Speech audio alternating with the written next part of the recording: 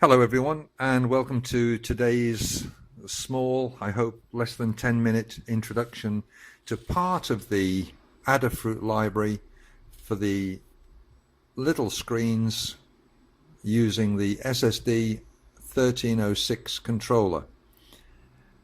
What I've done is taken the library that Adafruit provide and broken it up into elements. I've actually made 4 of 8 videos that will come and explain parts of the library that I think that it might be useful for some people. It certainly was for me to break it down and put it into elements rather than looking at the whole bunch of code that was in there.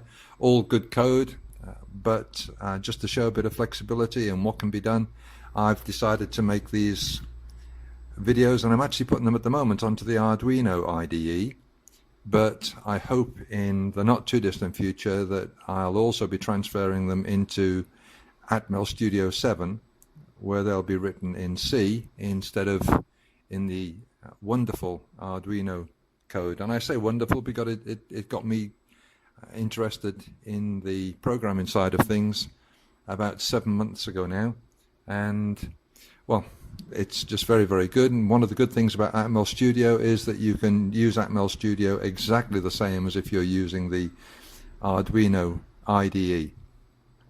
So let's get into today's code and just take a look at what it is that I think is going to be useful to those that are starting out. And that will be by beginning in saying that at the top of all of these example codes, there is the opportunity for, and many times there is, an explanation that's setting out exactly what the code includes. From time to time there will be a header file and a CPP, C++ file that go into a library that will be associated with the sketch page. It's well worth going in there as well, and from time to time it's compulsory to go in there because there will be parts of those two documents that actually need to be commented or uncommented or selected from a choice where you'll need to make a value, a 1 to be true or a 0 to be false, in order for the code to run and for you to get the result that you expect. So I've put this little piece in the header here, just saying please read these because it's important. So anyway, with our code from Adafruit, it comes down here, and this is actually going to be introducing 2 header files to begin with that are looking at communications. That's the SPI, a serial peripheral interface, and the wire, which is the I2C header files. Adafruit's excellent again, GFX header, and also their header file for the SSD 1306. Now both of these files, in fact the other 2, also come with a complementary and included in library CPP file. So that's C++ file. And again, please go in there and take a look around, see what the functions are, how they're constructed, look and see what it is to have a class, look and see how they're broken up and how you can add to those classes, and it's well worth doing. Even if you don't understand fully what they are meaning now, just the familiarity with the code will be good for you to understand. Now I'm just going to take this little bit out actually because that refers to an animation that's in there, and I thought I'd actually taken it out already, but I haven't. This also, so this is very bad of me not to have done this beforehand, so I'll take that out. That actually belongs to something else, and so does that. So we'll get rid of that and that and that, but they will be used in other parts, because what I actually did was I started with the full file, cut it out, added to it, and then broke it up, because my first attempt at this was 42 minutes. And 42 minutes is just too long to keep people trying to be interested in what it is that you're saying. So here they set out requirements for the beginning. They look at an error message. If the SSD 1306 LCD height is not, so the exclamation mark is not equal to 32, then please give this error and do something about it. And when you go into the header file, you'll see there that there are options that you can take for the size of the screen, and one of them needs to be uncommented. Into our setup file, part of the file, serial begins, so we're starting communications at 9600. The default part of the program provided by Adafruit begins the whole display, so it turns it on here. They generate a higher voltage for some of the functions that's required from the 3.3 volt line. They tell us that. Not really relevant for us, but yes, they've been very clever to do that. And we can move on now that we know the display is on. If you in fact accidentally delete this or you comment it out, then nothing's going to happen, and it can catch you out. I'm sure it has caught a lot of people out. I've been lucky so far, and I've managed to see it and not had it happen to me, but it will one day, I'm sure. And just something while we're talking about commenting out, you may or may not know that in the Arduino IDE, if you highlight one line or a whole body of text and you want to comment it, so you want to do this to it, if you highlight it as I have done then press down Control / it will highlight the whole body for you. You don't have to go through line by line. And if you want it all undone, as long as it was all done together, you can Control press again and it's all undone. So that's quite useful. Down into the body again, display and a delay.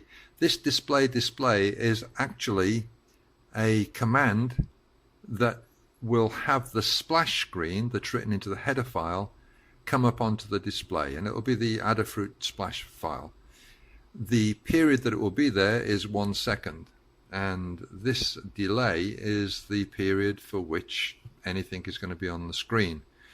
So you can play with that. If you don't want it on there, you can just highlight this, comment it out, and you will not get the Adafruit splash screen. If you want it to be there longer, just change this number to a bigger number of milliseconds. So whatever you choose, and away you go. It'll be there for that amount of time, and then the rest of things will happen. Display clear display really gets rid of anything that was on this display before you start putting something on there. And what we're going to put on there is some text and display set text size. On the little display that I'm using, which is a 128/64, and you'll see a little infill of that, then 2, well, borderline 3 are the biggest numbers that you might want to use. 1 and 2 are quite normal sizes, so you will play yourself and you'll find out which one satisfies the needs that you have. Display color, because this is a monochrome display, here we've only got the options of white or black. Black, of course, you will not be able to see, but it's quite useful if you want to mask over something that you've written in white. So you might not want to delete it, you might just want to mask it over, and in one of the other clips we actually use that ability. Display set cursor. The first number in these two is talking about the column, so the X axis. So from left to right, 0 is the first column, and then working right 1 through to 128 in this case, and from top to bottom is 0 being the top row and going down to 64. So actually it's going to be 64 minus 1 because everything counts, as you will be well aware, from 0 to a number. So if we want to count to 11, actually 11, if we've got the number 11 there, we've got 11 plus the 0 that we started with, so that actually would be 12. And I'm not going to go into that now because there's plenty of excellent videos talking about how that actually is applied to the programming languages that you'll be using. And in this case for Arduino, and later with me for C. Display print line. So here, because we've got it in inverted commas up here, that the space between the inverted commas and the first letter can be quite useful, because it might be more useful for you than setting this 0 to a 1 or a 2, which would move things across to the right. Just from time to time, I just put an extra space in here, and that white space actually comes up as a 1 move across. So on the message by Arduino, by Adafruit, it says presented by Adafruit, and I've just put in here and 10 degrees of freedom. This is the name of our company, and I've just put it in there because it was something to write in there, and it's no bad thing to put it. And then I want that to be displayed, and I want it to be displayed for 3000 milliseconds. Then I clear that, and I go through to the next thing that I want to say using exactly the same parameters. Brings you, or bring you, and then 3000 milliseconds, clear the display. That only actually needs to be in there once, because we don't need to do it twice.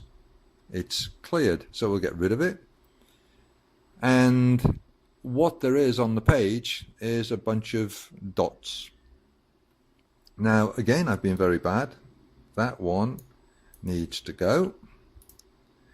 And these are what will generate our dots for us. Now, these dots are meant to be at the bottom of the page, so that in one of the other videos, again, we'll talk about pages, how you can call pages, how you can count the pages, how you can have them roll over if you want to, how by pressing a button you can select them and make them roll over when you want to. We'll cover that in future small clips. But right here, because it's a good thing to get used to, I've started this little section here by saying display clear display. We go into exactly the same type as we have here of code, and we're going to put at size 1 this time, not size 2, but size 1, in white, starting at column 22, at the top, place, and then underneath it, holders. That's what I've called this video clip, because we're talking about placeholders being something that will display on screen information, visual, to let you know where you are in the order of pages that might be available. I've done 4 pages, and we'll deal with them one at a time. And I'm just going to highlight, control, slash, and comment that lot, and we'll look here.